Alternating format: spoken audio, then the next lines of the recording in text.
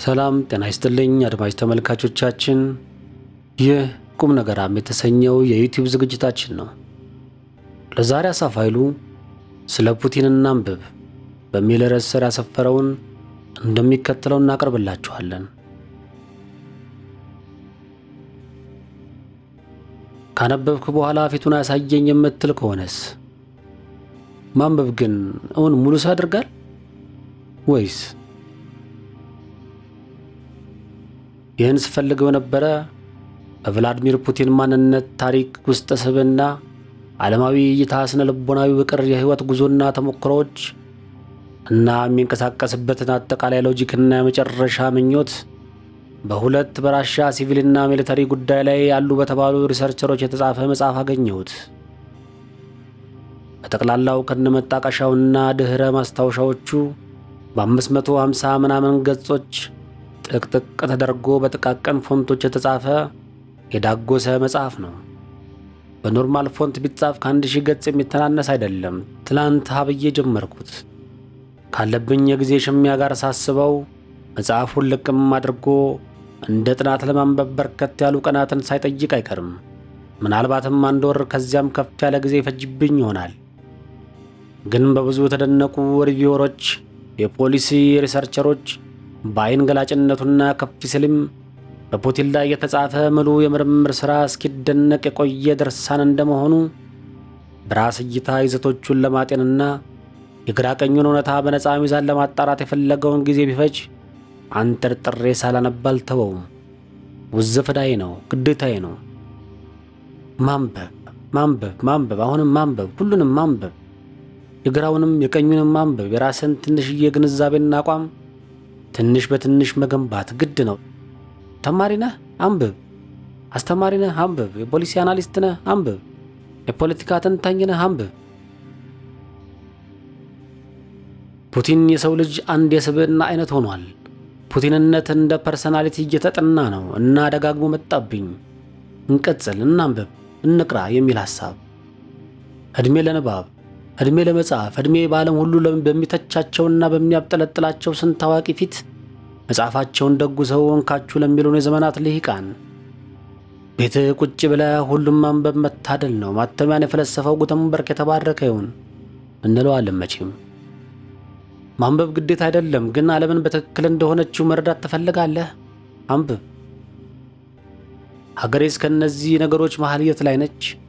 ምንስ የሚጠቅምና የሚጎዳ ነገር ይገጥማታል? ምንድን ነው አዋጪው? የነገሮች አዝማሚያ ምንን ያመላክታል? እነዚህን አንኳር ነገሮች ከሚዲያ ቀንጭብጫቢዎችና ሌሎች ከሚተነትኑን ላልፈ ለራስህ በራስህ መነጽር ለመገንዘብ ትፈልጋለህ? አንብብ፣ አንብቢ። ሁላችንም ፊደል የቆጠረን ሁሉ እናንብብ። ሁሌ ራሴን የምቆጥረው እንደ ዕድሜ ልክ ተማሪ ነው።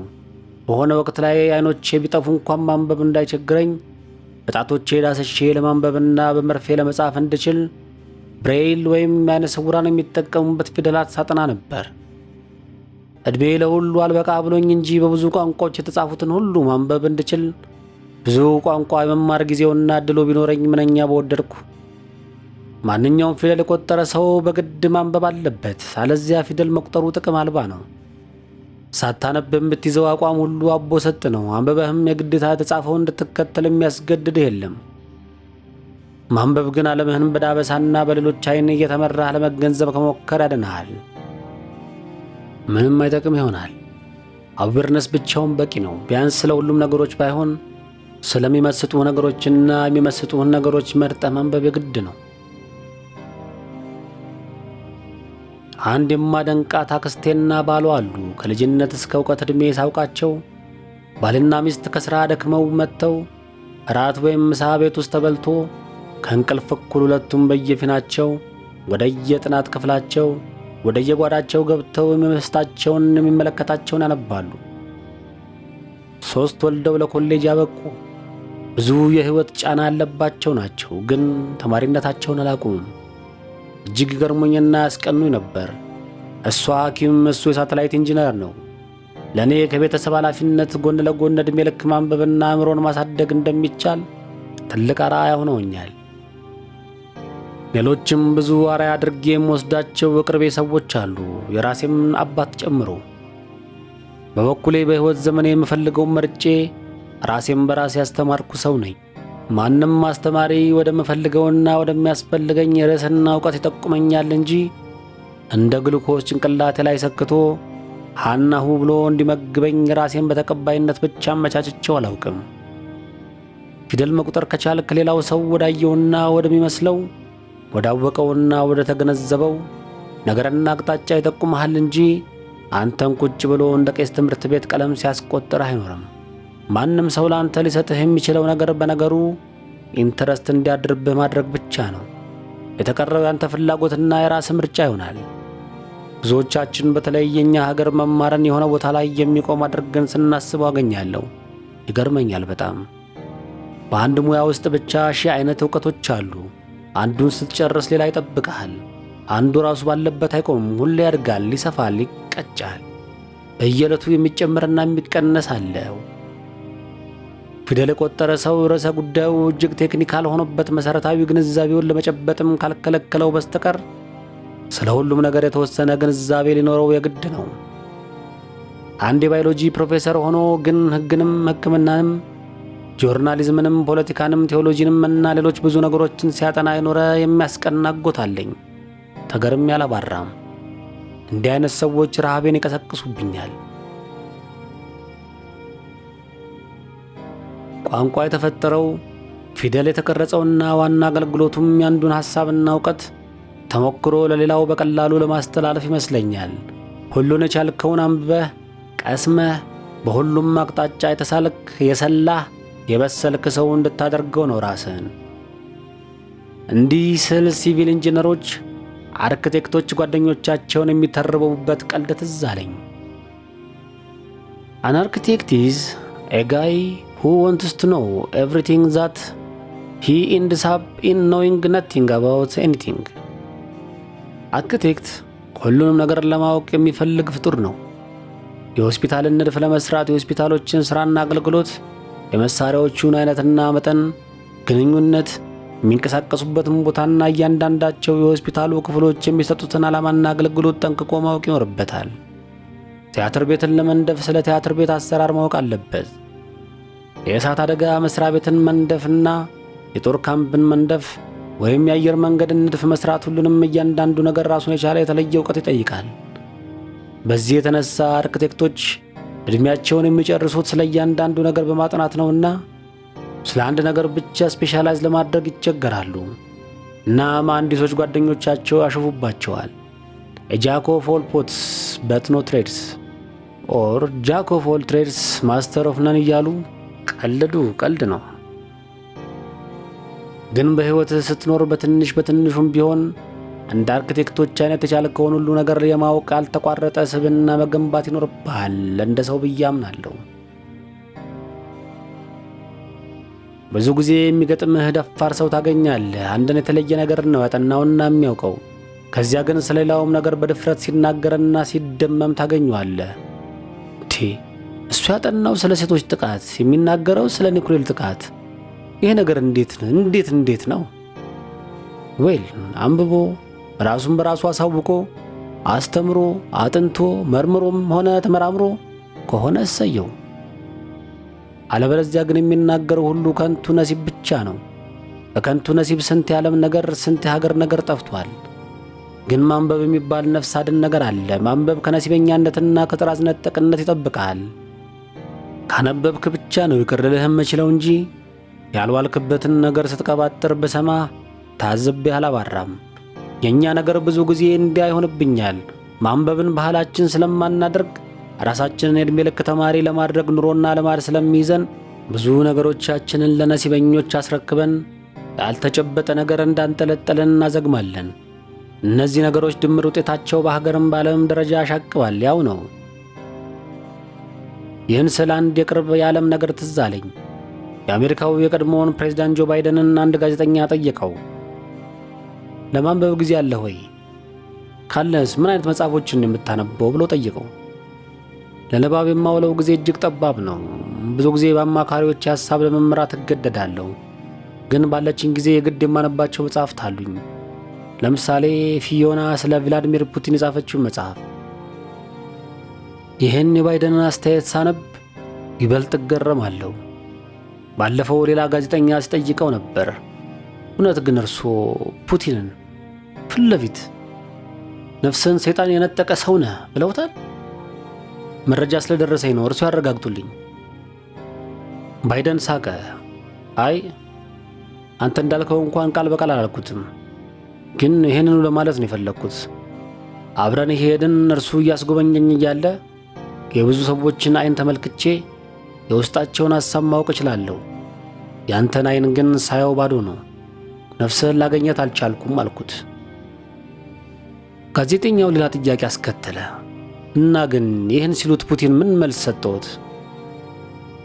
ዌል ዛትስ ጉድ ኢት ሚንስ ናው ዊ ሃቭ ፐርፌክትሊ አንደርስቱድ ኢች አዘር ብሎኝ ወደ ቀጣዩ ጉብኝት ከፊቴ እየመራ ወሰደኝ። የታየሁት ነገር ጥሩ ነው። አሁን በሚገባ ተግባብተናል፣ ተዋውቀናል ማለት ነው። ወደሚቀጥለው ጉብኝታችን መሄድ እንችላለን። ቭላዲሚር ቭላዲሚሮቪች ፑቲን። የሰላዩን አይን ለመሰለል በመሞከር ሂደት የተገኘ ተሞክሮ። ግን ሌላ ጊዜ ራሻ ዩክሬንን ከወረረች በኋላ ባይደን ጋዜጠኞች ሰብስበው ከዋይት ሃውስ ፑቲንን ሰይጣናዊው ሰው ሲሉ ጠርተውታል። ከራሻ አምባሳደር የዚያኑ ቀን የመጣላቸው አጭርና አስቸኳይ መልእክት እንዲህ ይል ነበር። እንከባበር፣ የርዕሰ ብሔራችንን ክብር እንዲጠበቅና ከመዘላለፍ እንዲቆጠቡ በተገቢው የአክብሮት ቃልም እንዲጠራ እንጠይቆታለን። ዓለም አቀፍ ዲፕሎማሲ መርህን እየጣሳችሁ ነው። የሀገር መሪ ነው። በክብር አድሬስ አድርጉት፣ ታረሙ። ብርቱ የማስጠንቀቂያ መልእክት። ግን ባይደን ስለ ፑቲን ማዕት አማካሪ ያላቸው በአካል አይኑን አይተውትም። አሊያም ይህን መጽሐፍ አንብበው ሲያበቁ ለምን በዩክሬን ጦርነቱ ሲፈነዳና በመቶ ሺዎች የሰው ሕይወት በጦር ሜዳና በከተሞች ሲረግፍ ከፑቲን ጋር አልነጋገርም ብለው በአቋማቸው ደረቁ?